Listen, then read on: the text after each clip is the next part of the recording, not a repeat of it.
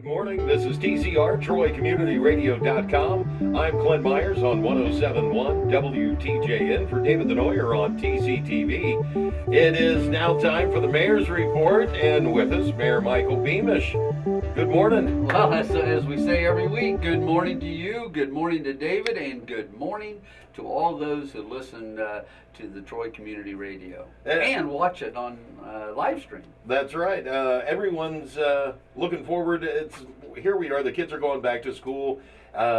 You think of it as things are winding down, but not really. Another big weekend here in Troy. Another great weekend for people who come from Troy, Miami County, regional, and I think that's what's going to happen, starting with Saturday. This Saturday, today, 2 o'clock, we're going to have our Festival Nations Parade of Flags, and all the countries that represent Troy and shows our diversity as a community are going to be there on the levee. Always look forward to that.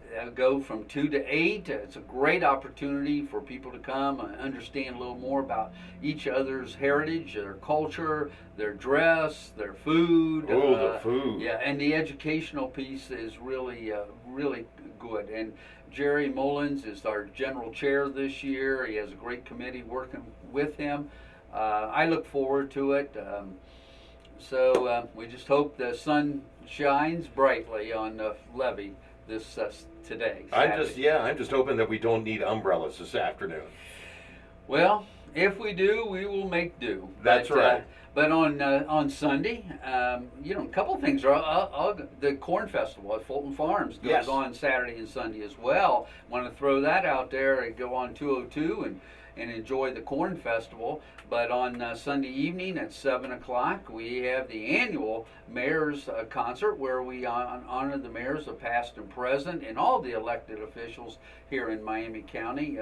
We invite them to come and be recognized, but it gives us an opportunity to have a sonic spectacular, which is Maestro Patrick Reynolds will be conducting, and we'll have other guest performers. And that's the Dayton Philharmonic Concert Band, and they're having the festival chorus as well. That's right. It is always a wonderful concert. It kind of closes out our year, so to speak, but certainly welcome everybody to bring their chairs down to Proudly Plaza.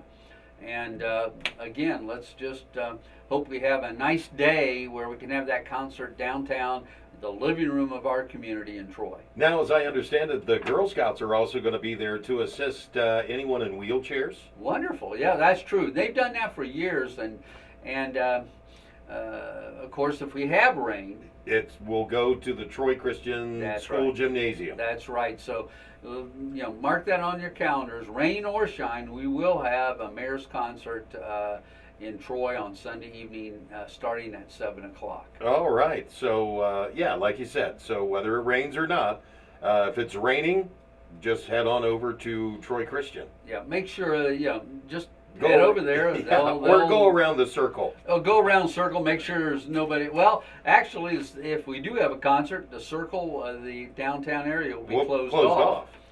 We expect great crowds for those kind of concerts, and the Dayton Philharmonic and Chorus is just a wonderful opportunity for people to gather and listen to some really great music. Absolutely. Council. We did have council. We had a couple members of council absent, so we had 7 members present, but it was able to conduct business. We did have a number of items that were adopted at that meeting. One was consent legislation for ODOT, Ohio Department of Transportation, to do a paving part of State Route 41, part of State Route 41 East and State Route 41 West, and there's no cost to us, but we do have to provide consent legislation in an emergency measure so they can put it on their docket, and that did pass. Smithfly Designs on Water Street, they're going to assume a loan that has been already approved to Charles Sturwold on 2010 East Water Street, which is basically across the street from Smithfly Designs. He's going to assume that because he is going to build his business in that warehouse there. Oh, okay. And he's Ethan Smith is a wonderful individual, great for Troy, and he surely wants to promote that side of town, and so he's going to assume that loan. And council did have to pass that emergency so that transaction could take place. And again, they did approve that. Gotcha. A couple of other, the Taste of Troy. We all know Taste of Troy is going to be in September. That's September 10th. September 10th in downtown Troy. Part of the understanding of agreements is how we organize that downtown area. One of the things that they have asked, and we have okayed, is part of the agreement would be to have a beer garden. They're moving the beer garden closer to the north end of Prouty Plaza. The key there is it's still 21 and over to enter. That area. Family needs to make other arrangements. It is only for 21 and over, and that's part of, I'll be honest with you, I believe strongly in family. In family, we want to set good examples, and adults are adults.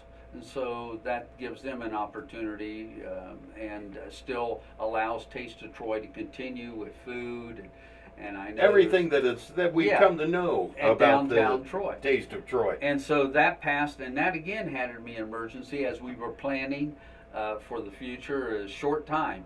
So we had to make sure that all, so they can get the licenses that they need to have a beer garden there. So the Taste of Troy goes until 4 in the afternoon, and from what I understand, then the beer garden will stay open from 4 until 8 with a band.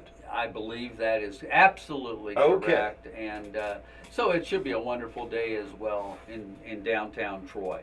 The other piece of legislation that was adopted was that abandoned railroad property where a business would like to expand, and so that meant a change from an R3 designation to back to an M2. When I say back to, because it originally was that M2. So they passed that and moved that forward. We had two other pieces of ordinances on the docket, but they are going to be for public hearing at the September 6th meeting, and that will be again a rezoning of an in-lot, and both are dealing with rezonings, and there will be a public hearing, and then President Baker will then assign that to a committee, which the committee will discuss and make recommendation to full council after the September 6th council meeting. Okay. Now, we mentioned it here at the beginning of the program, but we'll kind of get in a little bit deeper. School goes back into session this week. It sure does. On Wednesday, August the 24th, the little guys are heading back to school. Some bigger, too, in high schools as well. And so, as we talked about last week, safety first. Kids are excited. Young people, the younger they are, the more excited they are. But we also have high schoolers that are driving to the high school. So we need to be more alert. We're going to have buses out. We do have, as you know, some road construction projects going on right now. So buses are going to be using Adams Street. We're going to have a drop-off pickup point at Haywood School, but we know McCaig has issues with being reconstructed, and so that route is going to be pretty difficult. Now they'll have Ridge open to jog through in front of Haywood. Front of Haywood.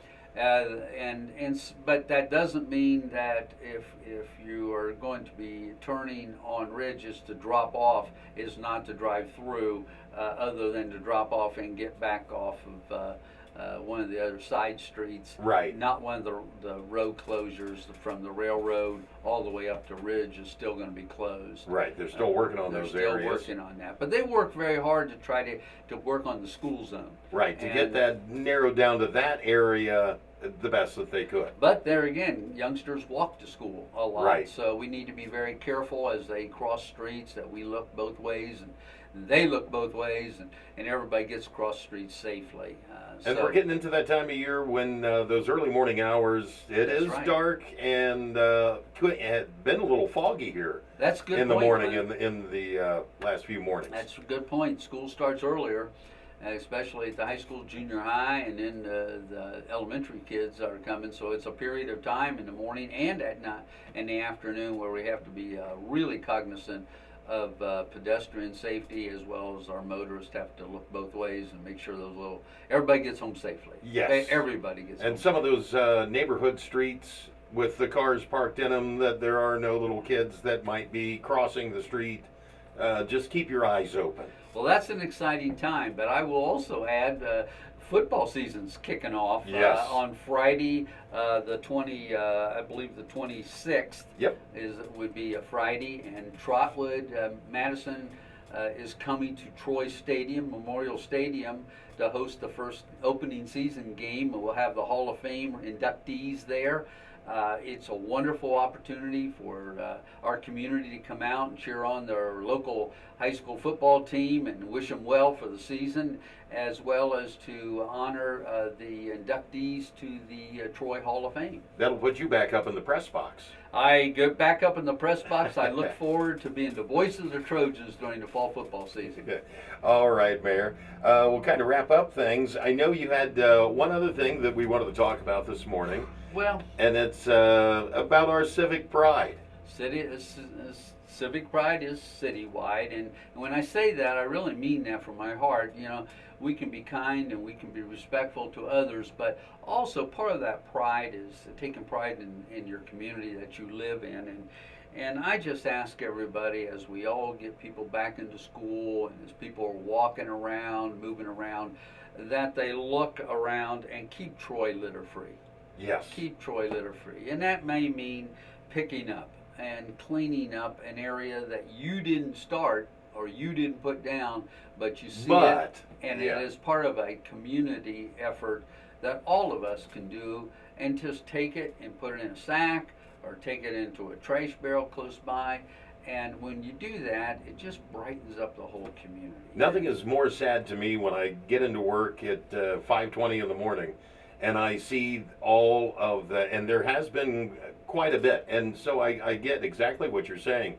It's more of a disappointment when you see the trash in the quads, where like right up around the circle, and quite a bit. Trash cans close by. Yeah. You just pick it up. On both. Take it a few both steps. sides of the quad, there's trash cans you can take it to. So I'll go out and I'll pick that up and get it thrown away. Thing. It's a little thing, but little things mean a lot. And in terms of, if we're going to use our motto, civic pride is city-wide, that means all of us are in this together, and it's part of what community's all about. And it's just the little things like that of picking up, and it just keeps the whole downtown looking well, as in the same for the neighborhood. So as you're out and about, that's just one thing you can do to show you random acts of kindness. Yes. And also show respect for your community.